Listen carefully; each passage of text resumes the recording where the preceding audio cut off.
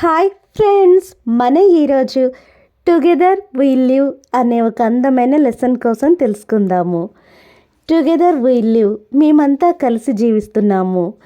కలిసి ఐకమత్యంగా జీవిస్తే ఎన్ని ఉపయోగాలు ఉంటాయో, కష్టాలని అధిగమించి సమస్యల నుంచి ఎలా బయటపడవచ్చో ఈ లెసన్లో చాలా అందంగా వివరించారు.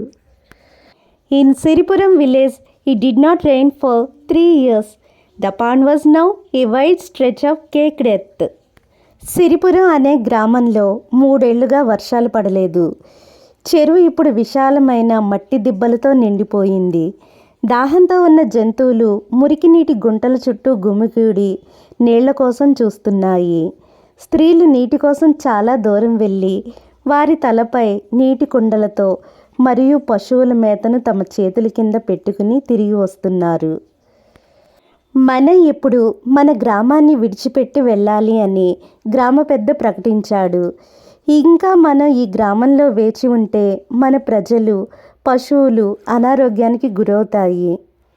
The people of Siripuram village began moving reluctantly from the land of their forefathers. Siripuram గ్రామ ప్రజలు తమ పూర్వీకుల నుంచి సంక్రమించిన భూమిని, ఆ ఇళ్లను అయిష్టంగా వదిలి వెళ్ళడం ప్రారంభించారు. వృద్ధులు మరియు పిల్లలు కుండలు, పాన్లు, బట్టల మూటలు మరియు కొంత ఫర్నిచర్తో పాటు బండ్లలో కూర్చున్నారు. చాలా రోజుల సుదీర్ఘ ప్రయాణం తర్వాత గ్రామస్తులు పచ్చని లోయలో ఉన్న ఒక చిన్న పట్టణానికి చేరుకున్నారు. అక్కడ ఏదైనా పని దొరుకుతుందని, ఆశ్రయం లభిస్తుందని వారు ఆశించారు. ఇది చూస్తే చాలా సంపన్న పట్టణంగా అనిపిస్తుంది. నదీ ప్రవాహాలు చాలా నిండుగా ప్రవహిస్తున్నాయి. పచ్చని పొలాలు మనల్ని ఆహ్వానిస్తున్నట్లుగా ఉన్నాయి. ఆ గ్రామస్తులు శాంతినగర్ అనే పట్టణానికి చేరుకున్నారు. వారి యొక్క అలసిపోయిన పాదాలు వారిని మొయ్యలేక, ఇక నడవలేక ఆ టౌన్ స్క్వేర్లోనే వాళ్ళు కూర్చున్నారు. గోపన్న మరికొందరు బావిలోంచి చల్లటి నీళ్లు తీసుకొచ్చారు. అలసిపోయిన జనం దాహంతో ఆ నీటిని తాగారు. కానీ నీరు ఎక్కువ కాలం వారి ఆకలిని దూరం చేయలేకపోయింది. గోపన్న ఇలా అనుకున్నాడు, నా వాళ్ళు చాలా ఆకలితో అలసిపోయారు. ఇతర పట్టణ ప్రజలు కూడా స్నేహపూర్వకంగా లేకపోతే మేము ఇలా తిరుగుతూ ఉండాల్సిందే. నేను ఏదో ఒకటి చెయ్యాలి అనుకుని ఆ పెద్దని కలిసి ఒక చిన్న మంత్రంతో నేను ఇక్కడ గంజిని తయారు చేయాలి అనుకుంటున్నానని ఆ పెద్దకు చెప్పగానే ఆ పెద్ద అంగీకరించాడు. గోపన్న ఆ పట్టణ కోడలిలో 4 పెద్ద పెద్ద రాళ్లను పెట్టి ఆ రాళ్లపైన ఒక పెద్ద కుండను ఉంచాడు.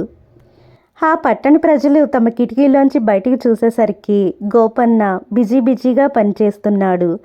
గోపన్న కట్టెలు తెచ్చి ఆ రాళ్ల మధ్యలోకి విసిరి వెలిగించాడు.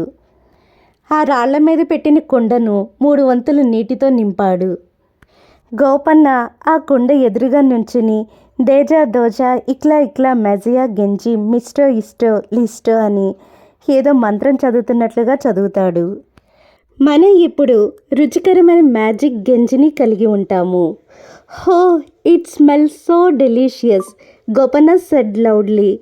హో, ఇది చాలా రుచికరమైన వాసన అని గోపన్న చాలా గట్టిగా అన్నాడు. దీనిలో కొంచెం రైస్ కలిపితే ఇంకా బాగుంటుంది అని గోపన్న అనగానే ఒక వృద్ధురాలు రైస్తో వీరి వైపు నెమ్మదిగా నడిచి వచ్చి రైస్ అందించింది. గోపన్న ఆ వృద్ధురాలికి థ్యాంక్ యూ అని చెప్పి ఆ రైస్ని అంగీకరించి కుండలో ఉడుకుతున్న వేడి నీళ్ళలో ఆ రైస్ని కలిపాడు. కొన్ని నిమిషాల తర్వాత కొద్దిగా జీరా పొడి లేదు, జీరా పొడి కూడా ఉంటే బాగుండు అని అతను అనగానే వెంటనే మరొక తలుపు తెరుచుకొని ఒక చిన్న పిల్లవాడు పరిగెత్తుకుని వచ్చి జీరా పౌడర్ అందించాడు. ఇప్పుడు గంజి చాలా మంచి వాసన వస్తుంది అన్నాడు ఆ చిన్న పిల్లవాడు. థ్యాంక్ యూ అన్నాడు గోపన్న. ఇప్పుడు ఇది వడ్డించడానికి సిద్ధంగా ఉంది. ఇప్పుడు కొంచెం ఉప్పు, మిరియాల పొడి అవసరమవుతుంది అని గోపన్న అనగానే స్థానిక దుకాణదారుడు కిరాణా కొట్టుకు వెళ్ళి వెంటనే ఆ ఉప్పుని, కారాన్ని తీసుకుని వచ్చి గోపన్నకి ఇచ్చాడు.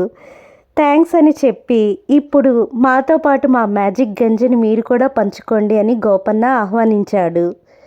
కొంతమంది మహిళలు తమ ఇళ్ల నుండి గిన్నెలు తెచ్చుకొని గంజితో కలిపి తినడానికి ఉల్లిపాయలు పచ్చిమిర్చి తెచ్చుకొని పట్టణ ప్రజలు మరియు సిరిపురం గ్రామస్తులు అందరూ కలిసి వేడి రుచికరమైన గంజిని పంచుకుంటూ సంతోషంగా నవ్వుతూ ఒకరినొకరిని చూసుకుంటూ తిన్నారు.